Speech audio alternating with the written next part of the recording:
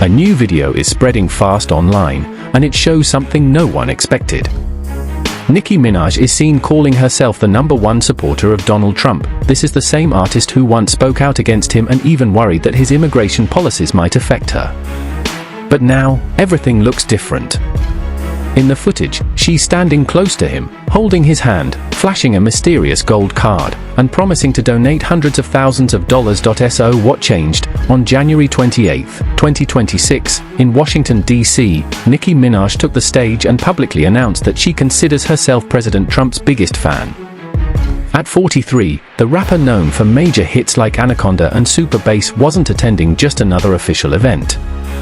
She was making a bold move that shocked her fans and sent waves through the music world. Just 8 years ago, Nicki Minaj openly criticized Donald Trump over his border policies, especially the separation of families. She even shared her own personal story, explaining that she came to the United States as a 5-year-old child without legal documents. She also spoke publicly about her fear of being deported during his time in office. On top of that, she addressed those worries in her music, making it clear how concerned she felt about her future in the country. The answer seems to revolve around something called a Trump Gold Card visa, along with promises of hundreds of thousands of dollars in donations.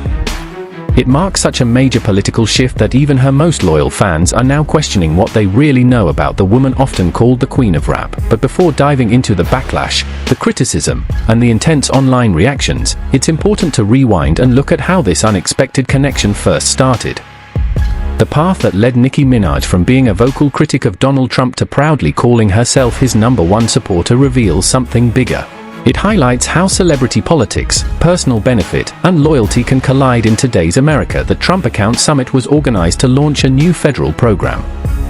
The plan aimed to provide $1,000 to every child born between 2025 and 2028, presenting it as a financial head start for the next generation. The idea behind the program was straightforward. It aimed to give American families a financial boost by setting up special savings accounts for their children. The goal was to help parents start building wealth for their kids from day one. Large financial institutions quickly got involved. Companies like JP Morgan Chase, Bank of America, and BlackRock pledged to match the government's contribution for the children of their employees. Wealthy donors also stepped in. Michael Dell and Susan Dell committed $6.25 billion to support the effort, adding even more momentum to the plan. By the time the summit took place, around 600,000 families had already enrolled in the program. But when Nicki Minaj showed up, many people felt her presence wasn't really about financial reform. Critics argued it seemed more personal, and, in their view, more self-serving. During the event, Donald Trump even praised her from the stage. He pointed out that she earns a great deal of money, though, he joked, not quite as much as Michael Dell. Still, he emphasized that she was successful in her own right and thanked her for stepping forward with a generous contribution. She committed hundreds of thousands of dollars to the Trump Accounts program, saying the money would help children, especially the kids of her loyal fans. During the event, Donald Trump praised Nicki Minaj in front of the crowd. He called her the greatest and most successful female rapper of all time, giving her high praise as the audience watched. At one point, the two stood side by side holding hands for nearly 30 seconds. The clip quickly spread across social media, sparking intense debate. Trump also made a light-hearted comment about her long, shiny nails, joking that he might grow his own to match hers. The moment was playful on stage, but online, it fueled even more conversation. Then came a moment that instantly grabbed attention. Donald Trump kissed Nicki Minaj on the cheek. The image was powerful, a president known for strict immigration policies standing beside a woman who once feared being deported under his administration. When Minaj took the microphone, she spoke with confidence and didn't hold back. "I don't know what to say, but I will say that I am probably the president's #1 fan, and that's not going to change. The hate, or what people have to say, doesn't affect me at all. It actually motivates me to support him even more, and it will motivate all of us to support him. We're not going to let them bully him or smear him. It's not going to work. He has a lot of force behind him, and God is protecting him. Amen." She pledged between $150,000 and $300,000 to fund Trump accounts for the children of her fans, describing it as the real way to pay it forward. She emphasized that getting financial support early gives kids a serious head start in life, but what really drew attention wasn't just the money. People were struck by her promise of total loyalty, her framing of critics as bullies, and her claim that God is protecting Donald Trump. Then came the moment that sparked the most controversy and fueled rumors about her intentions, a moment some called self-serving and shocking. For weeks, Nicki Minaj shared pictures of what she called a Trump gold card visa on social media. She captioned one post saying she was completing her citizenship paperwork thanks to my wonderful, gracious, charming president, and added that the card had been issued to her at no cost. But here's where it gets complicated. The Trump Gold Card program, launched under Executive Order 14,351 in September 2025, allows foreign nationals to fast-track their U.S. residency and citizenship. The catch? Participants are supposed to give a $1 million gift to the Department of Commerce as part of the process. Corporate-backed employees in the program pay $2 million, plus a $15,000 processing fee. The program caps cards at $80,000 and uses the funds to support American businesses. Essentially, it acts as a replacement for parts of the EB-5 investor visa program. So when Nicki Minaj said her card was free, critics immediately questioned her motives. Was her public support of Donald Trump effectively payment for special treatment? Was this a political trade-off?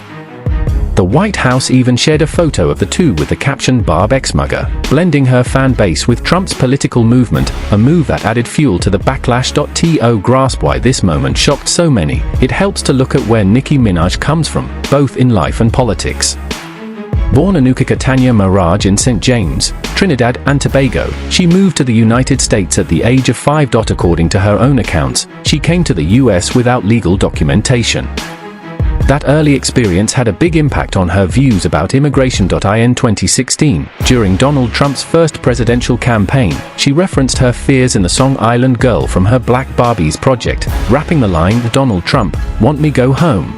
It was a clear signal of her concern about his deportation rhetoric.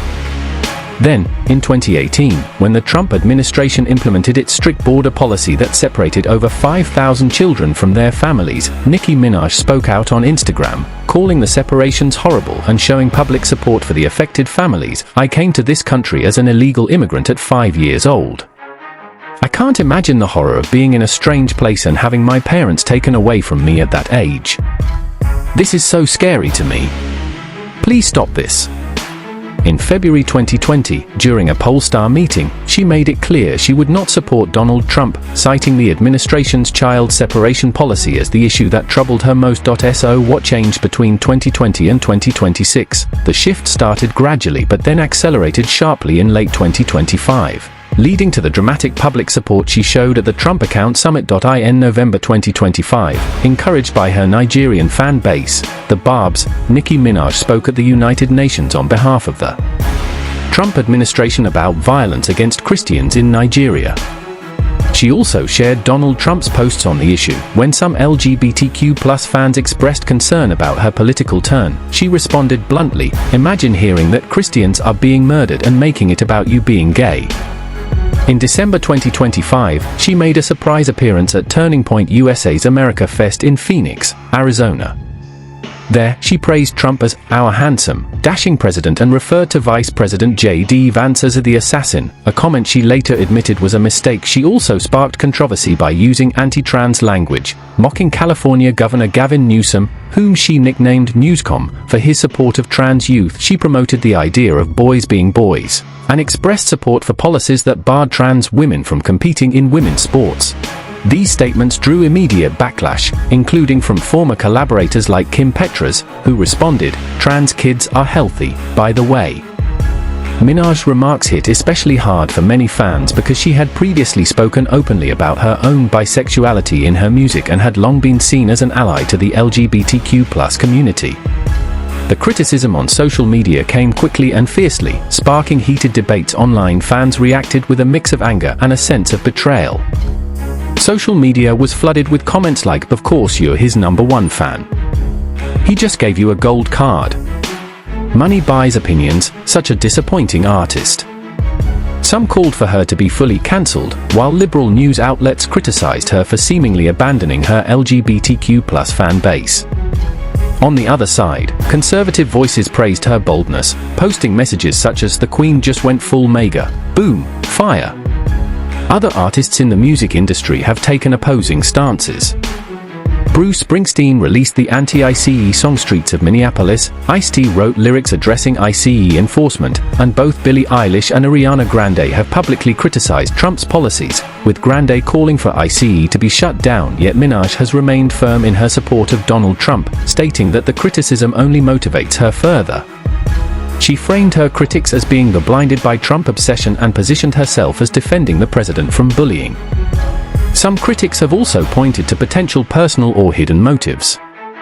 Her husband, Kenneth Petty, has past convictions, including attempted rape in 1995, manslaughter in 2006, and failure to register as a sex offender in 2020, which has fueled additional speculation about her choices and alliances.